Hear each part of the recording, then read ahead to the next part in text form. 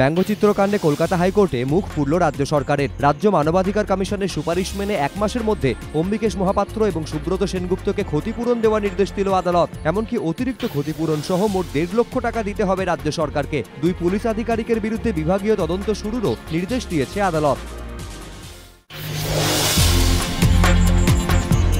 শিলিগুড়ি পুরসভা নির্বাচনের আগে তৃণমূলের অস্বস্তি আরও বাড়ল। জোড়া ফুল ছেড়ে এবার পদ্ম শিবিরে ঢুকে পড়লেন দলত্যাগী তৃণমূল নেতা হরিসাধন ঘোষ।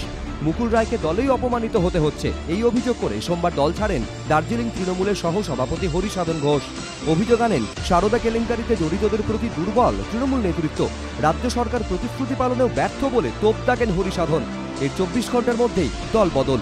দার্জিলিংয়ের সাংসদ সুরিন্দর সিংহ আহলুওয়ালিয়ার উপস্থিতিতে মঙ্গলবার আনুষ্ঠানিকভাবে বিজেপিতে যোগ দিলেন দলত্যাগী এই তৃণমূল নেতা। শাসক শিবিরের অস্বস্তি আরও বাড়িয়ে বিজেপি নেতৃত্বের দাবি, জেলা তৃণমূলের কার্যকরী সভাপতি নান্টু পালও পুর নির্বাচনের টিকিট চেয়ে তাদের সঙ্গে যোগাযোগ করেছেন।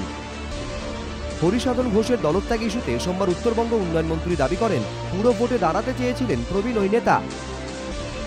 এই প্রসঙ্গে উত্তরবঙ্গ উন্নয়ন মন্ত্রীকে কটাক্ষ করেছে বিজেপি।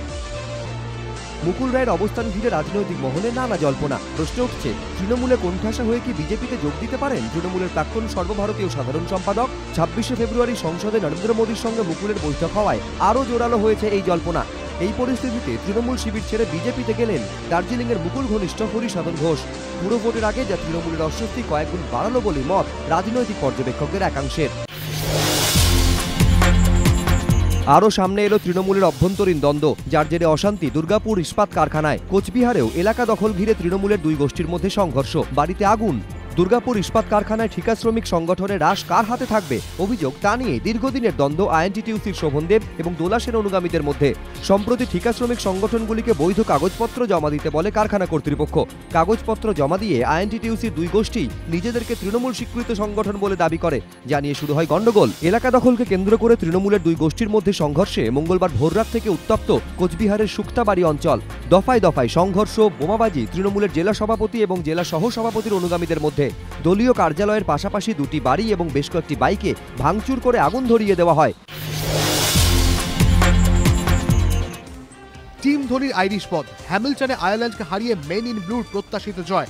যদিও ম্যাচের শুরুতে আতঙ্ক জাগিয়েছিল আইরিশরা, কিছুটা অপ্রত্যাশিতভাবেই। এদিন টসে জিতে ব্যাটিং নেয় আয়ারল্যান্ড। প্রথম 10 ওভারে পোর্ট ফিল ও স্টার্লিংয়ের ব্যাটে ঝড়। তুখর চালে সেই রানের গতি আটকান মাহি, অশ্বিন ও রায়নার হাতে বল তুলে দিয়ে।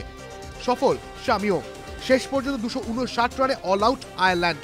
জবাবে ব্যাট করতে নেমে প্রথম থেকেই চেনা ছন্দে ওপেনাররা।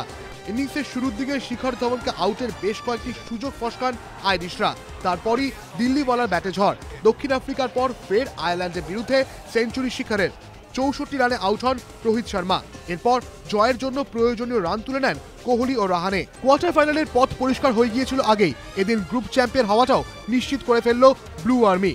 ফোকাসে এখন শুধু নকআউট পর্ব।